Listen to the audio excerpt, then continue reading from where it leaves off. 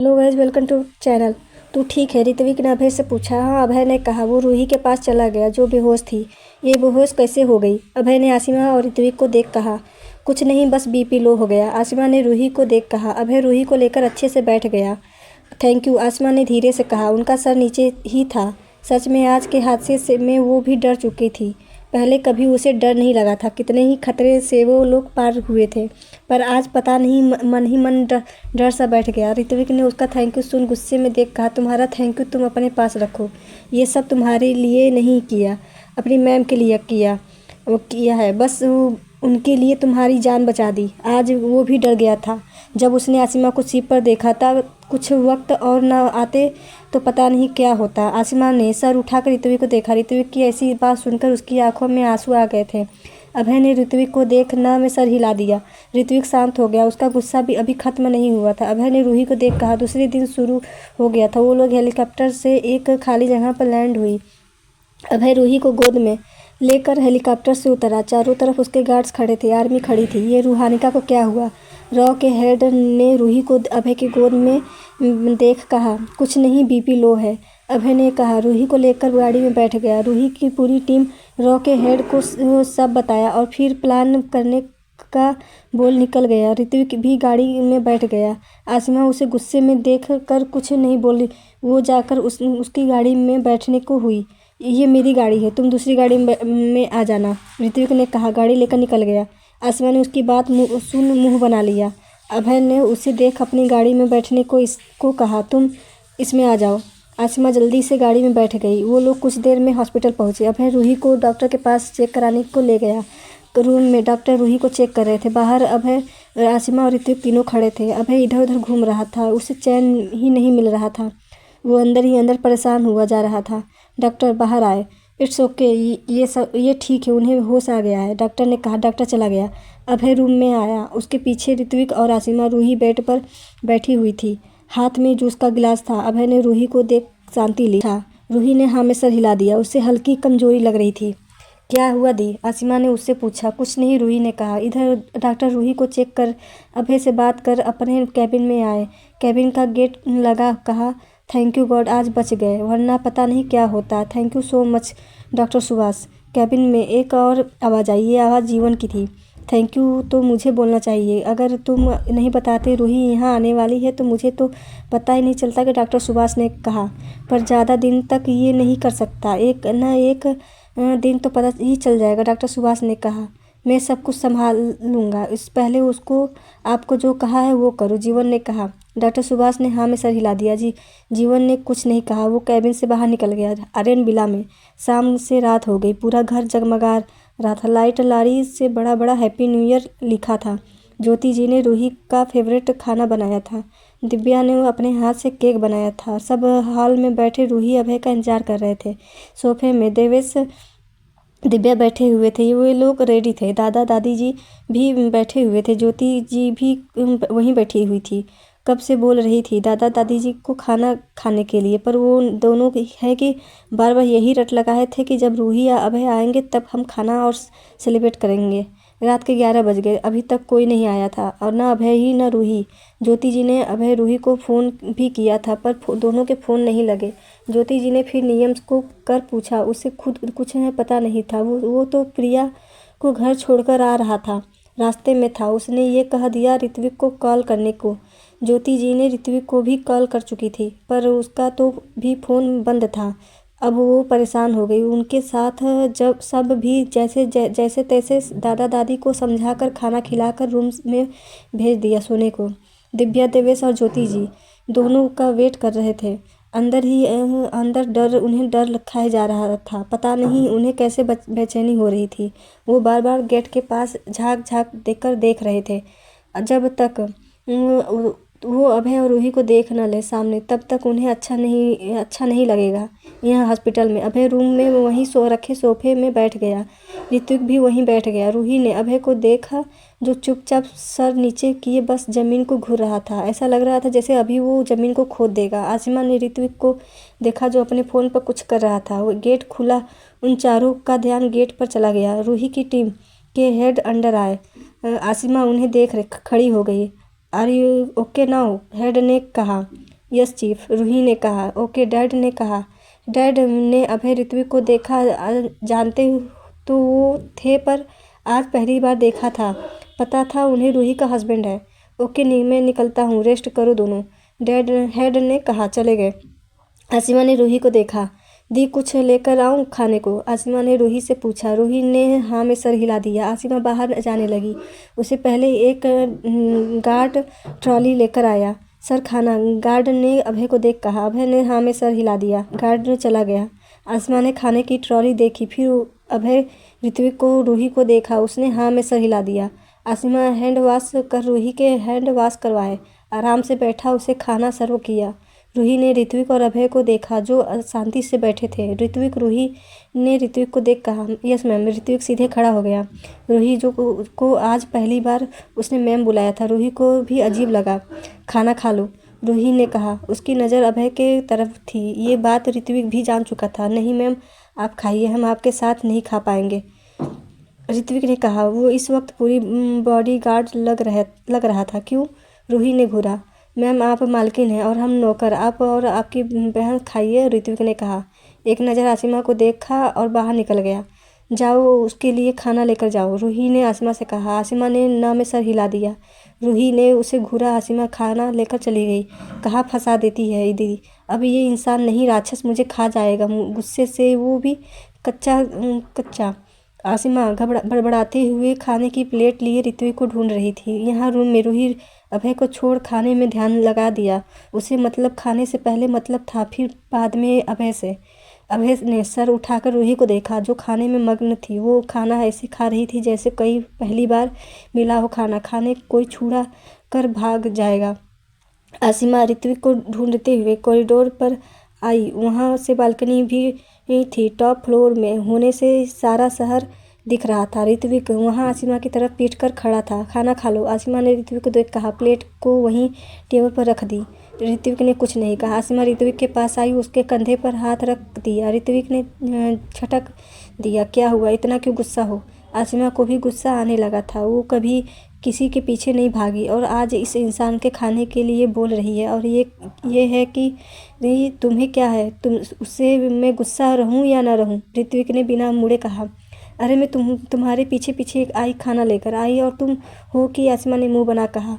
तो मैंने नहीं बोला था कि मेरे पीछे आओ, ऋत्विक ने कहा। चिल्लाकर आसिमा की तरफ देख कहा। आसिमा उसके चिल्लाने से डर गई। आसिमा ने ऋत्विक को चेहरा देखा जो पूरी तरह लाल था। आंखों में आंसू भरे थे। आसिमा ये देख शौक हो गई। वो रो रहा था। क्यों आई वो? मैंने नहीं कहा था कि मेरे पीछे आने को, ऋत्विक ने कहा। तुम रो रहे हो, क्या हुआ? आसिमा ने सारी बात किनारे रख पूछा। क्या करना है तुम्हें, ये रोऊं या हंसूं? ऋत्विक ने गुस्से में कहा। तो आराम से बोल सकते हैं, चिल्लाने की क्या ज़रूरत है? आसिमा ने गुस्से में कहा। यार जब वो आराम से बात कर रही है तो आराम से कर, चिल्ला क्यों रहा है? उसे भी गुस्सा आ रहा है। मुझे नहीं बोलना, आराम से जाओ इधर से, ऋत्विक ने गुस्से में कहा। गुस्सा क्यों कर रहे हो, आराम से बोल सकते हो, आसिमा ने ऋत्विक से कहा। मैं कुछ भी करूं, तुम्हें क्या है? तू उससे, ऋत्विक ने गुस्से में कहा। मैं जब अच्छे से बात कर रही हूँ तो तुम भी करो, आसिमा ने कहा। मैं क्यों करूँ तुमसे आराम से बात? क्या लगती हो मेरी? ऋत्विक 2 कदम आसिमा के पास आकर कहा। मैं तुमसे प्यार। आसिमा ऋत्विक को देखते हुए कहते रुक गई। बोलो ना, ऋत्विक ने उसे रुकते देख कहा। आसिमा शांत उसे देख रही थी। ये बोलो ना, जवाब दो, क्या लगती हो मेरी? ऋत्विक ने कहा। आसिमा फिर से शांत रही। क्या कहती वो? नहीं है, नहीं न जवाब तो जाओ यहाँ से, ऋत्विक ने गुस्से में कहा। ऋत्विक ने आसिमा को हल्का सा धक्का दे दिया। आसिमा का गुस्सा अब बढ़ता जा रहा था। उसके धक्के देने की वजह से वो गुस्से में चढ़ गई। ये चिल्ला किससे रहे हो? आसिमा ने गुस्से में कहा। ऋत्विक ने भी उसे गुस्से में देख चुप हो गया। तुम मेरे कोई नहीं लगते, मैं तुम्हारी क्या लगती हूँ? आसिमा ने गुस्से में कहा। अपना गुस्सा सिर्फ दूसरों पर निकालना आता है बस, आसिमा ने कहा। मैंने तो तुम्हें कुछ नहीं कहा, तो इतना गुस्सा क्यों हो रहे हो? आसिमा ने कहा। नहीं बताना, मत बताओ, मुझे भी तुम्हारे पीछे आने का कोई शौक़ नहीं है। दी ने कहा था इसलिए खाना लेकर आई, वरना मुझे फ़र्क नहीं पड़ता। तुम भाड़ में जाओ, आसिमा ने गुस्से में कहा। वो जाने लगी। ऋत्विक उसकी बात सुनकर हाथ पकड़ लिया। तुम्हें नहीं पता तुम मेरी कौन लगती हो? तो बताता हूँ, ऋत्विक ने आसिमा को अपनी तरफ खींचकर अपने से सटा कहा। आसिमा उससे खुद को छुड़ाने लगी। छोड़ो मुझे, आसिमा ने कहा। नहीं, अब जान लो तुम कौन हो, ऋत्विक ने और कसकर उसे पकड़ कहा, नहीं जानना, छोड़ो मुझे। आसिमा ने गुस्से में खुद को छुड़ा कहा। आसिमा बार बार खुद को छुड़ाने की कोशिश कर रही थी। ऋत्विक बार बार उसे अपने करीब खींच रहा था। आसिमा तैयार ही नहीं थी कुछ सुनने को ऋत्विक से। अब बर्दाश्त नहीं हुआ। उसने आसिमा के होठों पर अपने होठ रख दिए। आसिमा उसकी उस हरकत पर पूरी तरह शॉक हो गई। उसे होश आया तो ऋत्विक को गुस्से में देखने लगी। वो उसे धक्का देने लगी, पर ऋत्विक तो उसे और कसकर पकड़ लिया और उससे किस करने लगा। उसका एक हाथ आसिमा की कमर पर था तो दूसरा उसके सर पर। 10 मिनट बाद ऋत्विक ने आसिमा को छोड़ा। आसिमा ने गुस्से में ऋत्विक के चेहरे पर एक थप्पड़ जड़ दिया। ऋत्विक का चेहरा दूसरी तरफ हो गया। मरने के अलावा ज़बरदस्ती करनी भी आती है। आसिमा ने गुस्से में ऋत्विक के धक्का दे कहा, आई हेट यू, दोबारा अगर मेरे पीछे आने की कोशिश मत करना, आई हेट यू। आसिमा ने गुस्से में कहा। उसकी आंखों में आंसू आ गए थे। ऋत्विक ने गुस्से में कहा, जाओ न, मैं भी तुमसे कोई प्यार नहीं करता। जो मारा जा रहा हूँ तुम्हारे लिए फ़र्क नहीं पड़ता। मुझे तुम पर कुछ भी करो। आसिमा ने रोते हुए ऋत्विक को देखा। वो पलट कर चली गई। ऋत्विक ने जाते हुए आसिमा को देख कहा, करनी तो अपने मन की है तो बताओ, जाओ। आसिमा रोते रोते हॉस्पिटल के बाहर निकल गई। हॉस्पिटल के अंदर जीवन जो आ रहा था उसने आसिमा को रोते हुए देखा। आसिमा, आसिमा, जीवन आसिमा के पीछे से आवाज़ लगाने लगा, क्या हुआ, रो क्यों रही हो? जीवन ने आसिमा के कंधे पर हाथ रख कहा। आसिमा ने पलटकर जीवन को गले लगा लिया। जीवन उसके गले लगाने में थोड़ा हिचकिचा गया। क्या हुआ आंसू? जीवन ने आराम से प्यार से आसिमा के सर पर हाथ फेर कहा, पर आसिमा तो बस रोए जा रही थी। वो कुछ नहीं बोल रही थी। वो जीवन उसे चुप करने की कोशिश कर रहा था। उस ऊपर टॉप फ्लोर पर खड़ा ऋत्विक गुस्से में दोनों को देख रहा था। उसकी मुठ्ठियाँ कसी हुई थी। दोनों को लगाते देख उसका खून खौल रहा था। कहा तो दिया उसने कि फ़र्क नहीं पड़ता। कितना फ़र्क पड़ रहा है वो वही जानता है। क्या हुआ है बता न मुझे। जीवन ने आसिमा को चुप करा पूछा। कुछ नहीं, मुझे घर जाना है। आसिमा ने अपने आंसू पोंछ कहा, ठीक है चल, मैं तुझे घर पर छोड़ देता हूँ। जीवन ने कहा। वो गाड़ी में बैठकर आसिमा को बैठाकर घर की तरफ चला गया। ऋत्विक ने जाते हुए देखा, दीवार पर एक मुक्का मार दिया। रूही खाना खाकर अभय को देख कहा, मुझे यहाँ नहीं रहना। अभय खड़ा हो गया, फ़ोन बाहर निकल गया। रूही ने अभय को देख कहा, इन्हें क्या हुआ? रूही ने मन ही मन सोचा पर ज़्यादा ध्यान नहीं दिया। वो खड़ी हुई और आराम से उतरकर रूम से बाहर निकल गई। आसपास इधर उधर देखा, अभय कहीं नहीं दिखा। वो लिफ्ट की तरफ चली गई। उसे अभय लिफ्ट में खड़ा दिखा, जो अभय अपने हाथों को पॉकेट में डाले खड़ा था। उसका सर अभी भी नीचे ही था। रूही इसके बाजू में आकर खड़ी हो गई। लिफ्ट नीचे जाने लगी। रूही ने अपने बाजू में खड़े अभय को देखा, जो नीचे देख रहा था। नीचे कुछ गिर गया है क्या? रूही को अभय ने उसकी बात सुन कुछ भी नहीं कहा। वो वैसे ही खड़ा रहा। रूही ने जब उसे कोई रिएक्शन नहीं दिया तो वो अभय को देख परेशान हो गई। क्या हुआ है इन्हें? ये ऐसा क्यों रिएक्शन दे रहे हैं? कभी तो वैसे चुप नहीं रहे। रूही मन ही मन सोचने लगी। लिफ्ट खुली। अभय बाहर आ गया। गार्ड्स ने उन दोनों को घेर लिया। आराम से बाहर लेकर आए। गाड़ी में बैठाकर आर्यन विला की तरफ निकल गए। रूही अभय दोनों ही चुप थे। अभय का सर अभी भी नीचे ही था। रूही को अब ये उसकी चुप्पी परेशान कर रही थी। क्या हुआ है अभय को? आधा घंटे में वो लोग घर पहुंच गए। रूही आराम से उतर गई। अभय ने रूही पर ध्यान नहीं दिया और गाड़ी से उतरकर अंदर जाने लगा। रूही ने उसे देख, क्या हुआ यार, अब ये इंसान मुझे इरिटेट कर रहा है। रूही पैर पटकते हुए अंदर चली गई। हाल में सब बैठे हुए थे। अभय सामने गेट को पास खड़ा था। रूही के जल्दी जाने से वो डायरेक्ट जाकर अभय से टकरा गई। रूही ने सर उठाकर अभय की पीठ को देखा। आह, ये इंसान है या लोहा? अभय सर झुकाकर खड़ा था। रूही उसके बाजू में खड़ी हो गई। सामने सारे घर वाले उन दोनों को देख रहे थे। कहाँ थे तुम दोनों? दादाजी ने अपने दमदार आवाज़ में कहा। सब गुस्सा में दोनों को देख रहे थे। अभय रूही दोनों चुप थे। कुछ पूछा है? दादाजी ने गुस्से में देख पूछा। रूही ने सबको देखा, फिर ज्योति जी दोनों को देख रही थी। रूही को इतना समझ आ गया था कि सब परेशान हैं उनके लिए। कुछ ज़रूरी काम था। अभय ने धीरे से कहा। उसकी आवाज़ भारी नहीं था, बस हल्की सी दबी हुई थी। रूही ने सर उठाकर अभय को देखा, जो अभी भी सर झुका खड़ा था। जो तो बता कर जा सकते थे। हम सब कितना परेशान हो गए थे, दादी ने गुस्से में कहा। एक वो ऐसे ही भागी चली गई, कुछ बोली भी नहीं। दूसरा तू बिना बताए चला गया। दोनों कहाँ गए पता नहीं। पूरी रात कहाँ थे दोनों? ये भी नहीं समझ आया कि घर वाले कितने परेशान हो रहे हैं। ज्योति जी ने गुस्से में दोनों को देख कहा। दोनों ही सर झुका खड़े थे। हर चीज़ हर कुछ अपने मन की करनी होती है। दोनों को बड़ों को कुछ भी नहीं अहमियत रह गई है। दादी ने गुस्से में कहा, जब कुछ काम था तो बता कर भी जा सकते थे, हम लोग परेशान नहीं होते। दादा ने कहा, जो करना है करो। ज्योति जी ने गुस्से में कहा। वो रूम में चली गई। दादा दादी भी चले गए। भैया भाभी हम सब कल से परेशान थे। आप लोग ऐसे चले गए कि कल रात किसी को भी। वो रूम में चली गई। क्या हुआ है भाई? देवेश अभय के पास आया जो अभी खड़ा हुआ था। अभय ने कुछ नहीं कहा। वो सीढ़ियाँ चढ़ने लगा। भाई क्या हुआ, बोलिए ना, दिव्या ने कहा। कुछ नहीं, जाओ अपने रूम में, अभय ने धीरे से कहा। वो अपने रूम में जाने के बजाय बाजू वाले रूम में चला गया। क्या हुआ है भाई को? भाई ऐसे क्यों शांत है? देवेश ने जाते हुए देख अभय से कहा।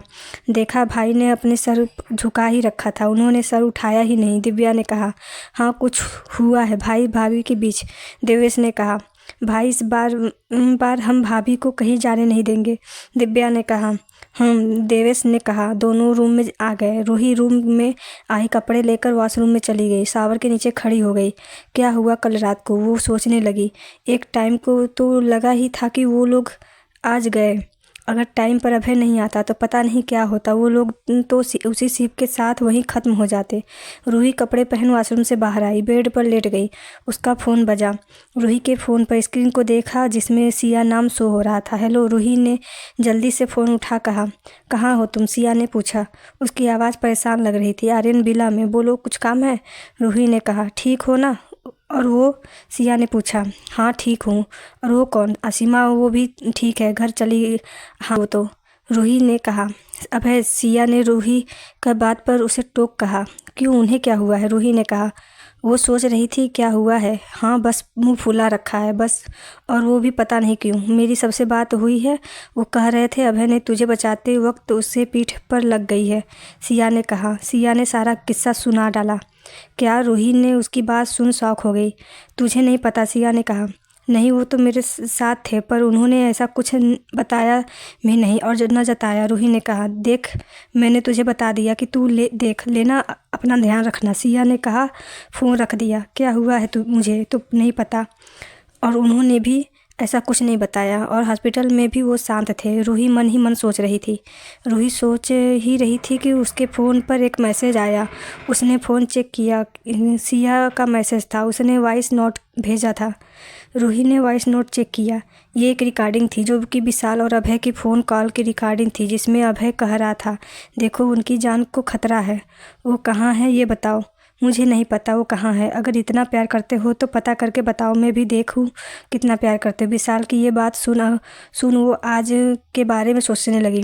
अगर आज अभय न होता तो शायद सिया को पता है, पर उसे नहीं पता। रूही बहुत देर तक अभय का वेट करती रही। रूही रूम में जब ज़्यादा टाइम हो गया तो वो उठी और गेट खोल रूम से निकल हॉल में आ गई, पर हॉल में कोई नहीं दिखा। नहीं, वो इधर उधर सबको देखने लगी, ना ही कोई नौकर दिखे। सब कहाँ गए? रूही ने मन ही मन सोचा। उसने कुछ सोचा और देवेश के रूम की तरफ बढ़ गई।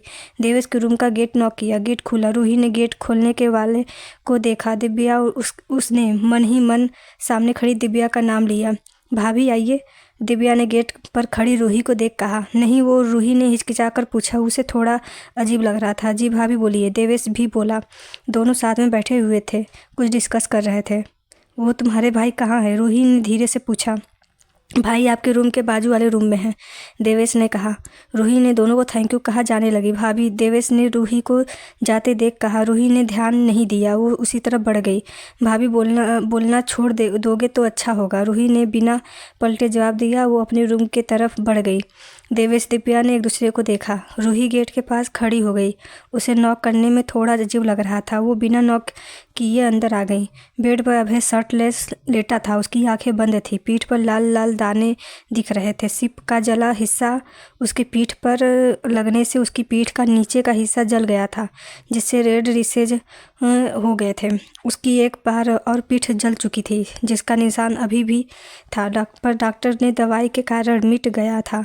फिर से ये आ गया। रूही धीरे धीरे कदमों से अभय के पास आई। बेड पर उसके बाजू में बैठ गई। हाथ उठा, पीठ पर हाथ रखने को हुई कि दूर कर लिया। उसे रखने की हिम्मत ही नहीं हो रही थी। उसके दिमाग में बार बार विशाल की आवाज़ गूंज रही थी, अगर प्यार करता है तो ढूंढ कर दिखा। रूही उठी, रूम से बाहर निकल गई। अभय को पता ही नहीं चला वो सो रहा था। वो थोड़ी देर में वापस आई। उसके हाथ में फर्स्ट एड बॉक्स था। अभय के बाजू में बैठकर उसने दवा निकाल अभय की पीठ पर धीरे धीरे लगाने लगी। अभय की पीठ पर हाथ रखते ही अभय कसमसा गया। झटके से उसने आंखें खोल ली। वैसे ही लेटे लेटे उसने रूही का हाथ पकड़ लिया और बेड पर गिरा उसके ऊपर आ गया। रूही भी ये अचानक हुए अभय की हरकत पर संभाल नहीं पाई। वो अभय के नीचे आ गई। अभय ने रूही को देखा और कहा, तुम इधर क्या कर रही हो? रूही ने अभय की आंखों में देखा जो लाल थी, कर हल्की सूजी भी हुई थी। यहाँ क्या कर रही हो? अभय ने फिर पूछा। वो दवा, रूही ने धीरे से कहा। अभय रूही के ऊपर से उठ गया। ज़रूरत नहीं, मैं ठीक हूँ, अभय ने कहा। वो शर्ट पहनने लगा। शर्ट मत पहनो, रूही ने कहा। अभय ने उसकी एक नहीं सुनी और वो शर्ट पहनकर रूम से बाहर जाने लगा। मैं कुछ बोल रही हूँ, सुनाई नहीं देता क्या? रूही ने गुस्से में अभय से कहा। हाँ, नहीं देता सुनाई, अभय ने भी गुस्से में कहा। रूही उसकी गुस्से भरी आवाज़ सुनकर अभय को देखने लगी।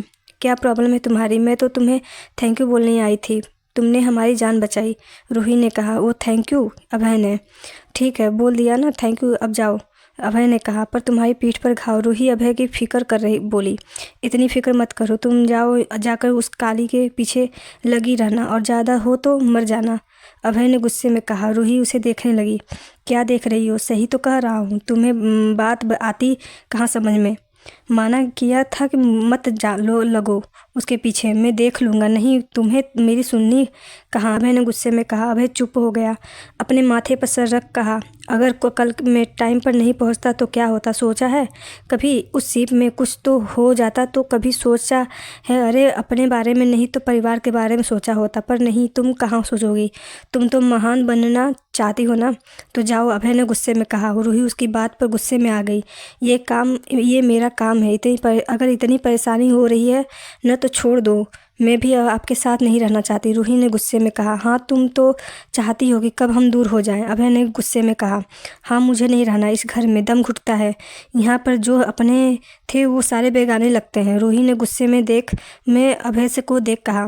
गलती सबने की है, मैं जानता हूँ, तुमने भी बहुत सी गलतियाँ नहीं की हैं, सब कुछ जानते हूँ, सबसे छुपा रखा। जब याददाश्त आ गई थी तब भी नहीं बताया, अभय ने कहा। बच्चे के बारे में भी तुम्हें नहीं पता, मुझे भी नहीं पता था। जितना गम बच्चे को का तुम्हें है मुझे भी है, मेरा भी अंश था वो, मुझे उस दिन का आज भी गिल्ट होता है, अभय ने कहा। उसकी आंखों में आंसू आ गए थे। सोचा है अगर कुछ हो जाता तो मेरा क्या होता? कभी नहीं सोचा होगा तुमने। क्यों सोचोगी? तुम्हें अपने परिवार, अपने लोगों के अलावा मैं कभी दिखता हूँ नहीं, कभी नहीं। तुम्हें सबको खुशी का परवाह है, पर तुम्हारी? अभय ने रूही को देख कहा। ये मेरा फैसला है, मैं जो करूँ आपको इससे कोई लेना देना नहीं है। 2 महीने में ये घर और आपको छोड़कर चली जाऊँगी, मुझे इससे कोई फ़र्क नहीं पड़ता आप कैसे रहते हैं या आपका परिवार कैसा रहता है, रूही ने गुस्से में कहा। मैं सिर्फ यहाँ थैंक यू बोलने आई थी बस, वो भी आज के लिए जो आपने हमारी जान बचाई।